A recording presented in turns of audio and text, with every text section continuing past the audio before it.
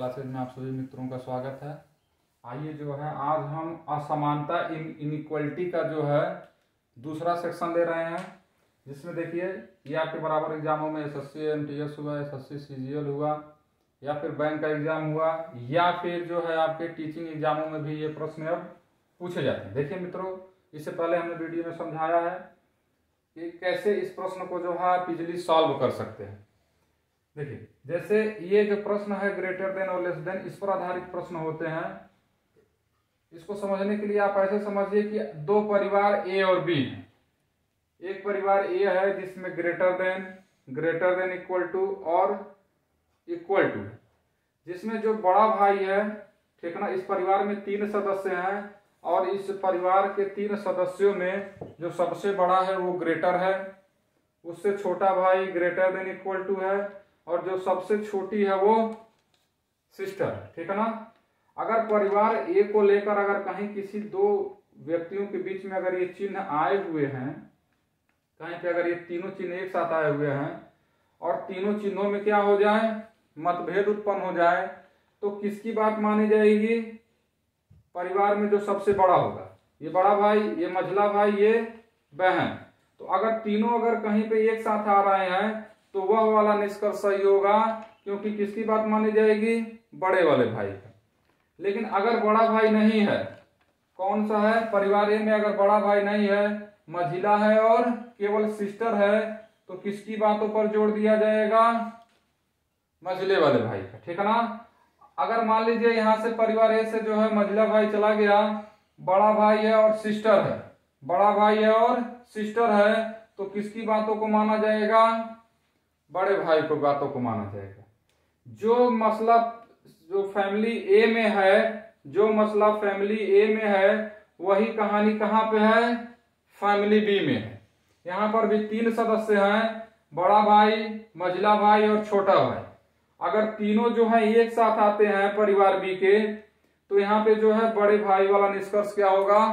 सत्य होगा, उसकी बातों को रखा जाएगा, पहली प्राथमिकता मिलेगी। अगर मान लीजिए बड़ा भाई कहीं चला गया, मझिला भाई और इक्वल टू आ गया, तो इसमें किसकी प्राथमिकता रखी जाएगी? मझिले भाई का। और यदि मान लीजिए मझिला चला गया, बड़ा भाई है और सिस्टर है फैमिली बी का, तो वहां किसको माना जाएगा? बड़े भाई की बातों को रखा जाएगा। लेकिन मान लीजिए कहीं पर ऐसा भी हो सकता है कि फैमिली ए के सदस्य और फैमिली बी के सदस्य अगर एक दूसरे में मिक्स हो जाते हैं, तो वहां पे कोई निष्कर्ष नहीं निकलेगा, अर्थात सभी निष्कर्ष क्या हो जाते हैं? गलत हो जाते हैं, क्योंकि फैमिली ए और फैमिली बी में कहीं पर भी किसी बात पे सहमत नहीं है। तो अगर दोनों परिवार के लोग मिलते हैं तो यहाँ पे क्या हो जाएगा? कोई निष्कर्ष नहीं निकलेगा। आइए, अगर आपने इन चीजों को बेहतर ढंग से समझा है तो ये सवाल क्या है, इजिली सॉल्व हो सकता है। देखिए कैसे, जैसे कह रहा है ये कथन दिया गया है और इसमें से आपको क्या निकालने हैं? 4 निष्कर्ष निकालने हैं। देखिए मित्रों, पहला जो निष्कर्ष है वो क्या कह रहा है कि ए इज ग्रेटर देन सी, ए सी से बड़ा है। आइए चेक किया जाए कि ए और सी के बीच में कितने चिन्ह हैं। तो इसको चेक करने के लिए हम ए और सी के बीच में चेक करेंगे कि कितने चिन्ह हैं। तो हम ए से कहां चलेंगे? सी की तरफ चलेंगे। और जब ए से सी की तरफ चलेंगे तो हम देख रहे हैं कि क्या है? ग्रेटर देन का साइन है और ग्रेटर देन इक्वल टू का साइन है। इसका मतलब एक ही परिवार के लोग हैं, एक ही परिवार के 2 लोग बैठे हैं, लेकिन एक बड़ा वाला भाई है, एक मझिला वाला भाई है। तो यहाँ पे निष्कर्ष क्या निकलेगा? बड़ा वाला भाई और मझिला वाला भाई दोनों लोग एक साथ हैं, तो क्या निष्कर्ष निकलेगा? बड़े वाले भाई का। और देखिए यहाँ पे निष्कर्ष बड़े वाले भाई का निकलेगा। इसका मतलब बड़े वाले भाई की बात को ज्यादा प्राथमिकता दी जाएगी और बीच में भी वही रखा है। इसका मतलब ये वाला निष्कर्ष क्या है? बिल्कुल सत्य है, ठीक है ना। इसी प्रकार ए और सी के बीच में फिर पूछा जा रहा है, तो देखिए क्या करेंगे, ए और सी के बीच से ए से सी पे चलेंगे तो फिर वही चिन्ह मिलेगा, और वही चिन्ह मिलेगा तो फिर निष्कर्ष भी क्या रहेगा? बड़ा ही रहेगा, ठीक है ना। बड़ा भाई और मझला भाई जब भी एक साथ देखेंगे तो बड़े वाले भाई की जो है बातों को प्राथमिकता दिया जाएगा। लेकिन यहाँ क्या कह रहा है? Less than equal to. इसका मतलब ये वाला जो निष्कर्ष है ये क्या है? गलत है। आइए तीसरा चेक किया जाए, क्या कह रहा है कि ए और सी के बीच में जो है ये सिंबल लगाया गया, क्या ये सही है? तो फिर ए से सी के तरफ चलेंगे तो वही सिंबल मिलेंगे ग्रेटर देन और ग्रेटर देन इक्वल टू, और इन दोनों को एक साथ जब हम करेंगे तो क्या निष्कर्ष निकलेगा, बड़ा भाई मझिला भाई क्या हो जाएगा, बड़े भाई की बातों को प्राथमिकता दी जाएगी, निष्कर्ष निकलेगा। लेकिन यहाँ पे क्या निष्कर्ष निकाल रहा है, ग्रेटर देन इक्वल टू का मझिले का निष्कर्ष निकल रहा है, इसका मतलब ये भी क्या है, गलत है। इसके बाद कह रहा है सी से एफ, सी से एफ की बात कर रहा है, तो हम जो है सी से एफ की तरफ चलेंगे तो देखिए क्या क्या सिंबल पड़ेगा, सी से जब आप एफ की तरफ चलेंगे तो पहले लेस देन पड़ेगा, फिर इक्वल टू पड़ेगा और फिर लेस देन पड़ेगा।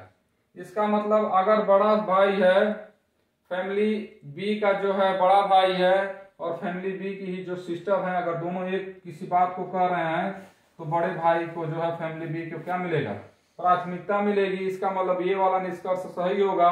और देखिए सेम वही वाला निष्कर्ष दिया है सी और एफ के बीच में, इसका मतलब ये वाला निष्कर्ष क्या हो जाएगा, सत्य हो जाएगा। इसी प्रकार देखिए एक और कथन लिया गया है और इस पर बेस्ड जो है 3 निष्कर्ष आपको बताना है, ये निष्कर्ष सत्य है या असत्य है। देखेंगे मित्रों, टी ग्रेटर देन एन, इसको चेक करना है। इसका मतलब टी से आपको कहां पे आना है, टी से एन पे आना है। आप उल्टा चलेंगे क्योंकि यहां से राइट साइड से चलना है, तो राइट साइड से चलेंगे तो पहले बराबर मिलेगा, टी से चलना है एन के तरफ तो बराबर मिलेगा, फिर ग्रेटर देन इक्वल टू, फिर आगे चलेंगे फिर ग्रेटर देन का मिलेगा। देखिए यहाँ पे जो है परिवार ए के तीनों लोग हैं, बड़ा भाई है, मझिला भाई है और सिस्टर है, तो किसको बात को माना जाएगा, बड़े भाई का बात, ठीक है ना। बड़े भाई के बातों को क्या किया जाएगा, प्राथमिकता दिया जाएगा। और देखिए बीच में क्या रखा है, परिवार का बड़ा सदस्य ही रखा है टी और एन के बीच में, इसका मतलब ये वाला निष्कर्ष क्या हो जाएगा, सत्य हो जाएगा। इसी प्रकार चलेंगे, आर से कहां चलना है, आर से ई पे चलना है, इसका मतलब लेफ्ट से राइट की तरफ चलना है, तो इसमें कुछ नहीं सोचना है, पहले इक्वल टू आएगा, फिर क्या आएगा, फिर आएगा आपका ग्रेटर देन और इक्वल टू, फिर ग्रेटर देन इक्वल टू। और जब यह दोनों एक साथ हो, मझिला भाई और सिस्टर, ये दोनों परिवार एक हैं, तो किसकी बात मानी जाएगी, मझिले भाई का। और देखिए बीच में जो है मझिले को ही रखा गया है आर और ई के बीच में, इसका मतलब ये भी क्या है, सत्य है। इसी प्रकार आप एम से जो है टी पे चलना है, जब आपको एम से टी पे चलना है, इसका मतलब आपको सीधी रेखा में चलना है, राइट साइड में चलना है, तो चिन्हों को सीधा कलेक्ट कर लेंगे, लेस देन और फिर क्या है बोलिए, लेस देन और इक्वल टू, और फिर क्या है इक्वल टू। और इनका जब हम कंक्लूजन निकालेंगे तो देखिए एक ही परिवार जो बी का है, बड़ा भाई है, मझिला भाई और छोटी सिस्टर है, तो यहाँ बड़े भाई का जो है निष्कर्ष निकलेगा। लेकिन यहाँ पे जो है निष्कर्ष क्या निकाला जा रहा है, दूसरे परिवार के सदस्य का निष्कर्ष निकाला जा रहा है, परिवार ए का। और यहाँ पे सभी लोग परिवार बी के बैठे हैं और यहाँ परिवार बी के बड़े सदस्य का निष्कर्ष निकल रहा है। लेकिन यहाँ पे क्या निष्कर्ष निकाला गया है, परिवार ए का निष्कर्ष निकाला जा रहा है, जो इसमें कहीं नहीं है, ना ही आपका फाइनल रिजल्ट है, इसलिए क्या हो जाएगा, गलत हो जाएगा। फिर से एक बार मित्रों समझेंगे, ठीक है ना। 2 फैमिली है ए और बी, अगर ए फैमिली के सारे लोग अगर बीच में आते हैं, अगर यहाँ बीच में जो है एक परिवार के लोग आते हैं, ठीक है ना, एक साथ बैठे हुए हैं, तो पहले वाले बड़े वाले को प्राथमिकता दी जाएगी, जब बड़ा वाला नहीं रहेगा तब मझिले को प्राथमिकता दी जाएगी, चाहे परिवार ए की बात हो चाहे परिवार बी की बात हो। लेकिन कहीं पर अगर ऐसा आपको निष्कर्ष मिला है जिसमें ऐसे चिन्ह मिले हैं जिसमें परिवार ए और परिवार बी दोनों मिक्स हैं, अगर दोनों मिक्स हैं, कुछ चिन्ह इसमें के हैं कुछ चिन्ह इसमें के हैं, तो वहां पे आप कोई भी निष्कर्ष नहीं निकाल सकते। निष्कर्ष निकलने के लिए या तो परिवार ए का ही केवल रहे या तो परिवार बी का ही केवल रहे। अगर दोनों लोग क्या हुए कहीं पे निष्कर्ष में जो है मिक्स हो रहे हैं, परिवार ए परिवार बी, तो वहां पे आप कोई भी निष्कर्ष नहीं निकालेंगे। आशा करते हैं मित्रों आप लोगों को समझ में आया होगा। Okay, thank you.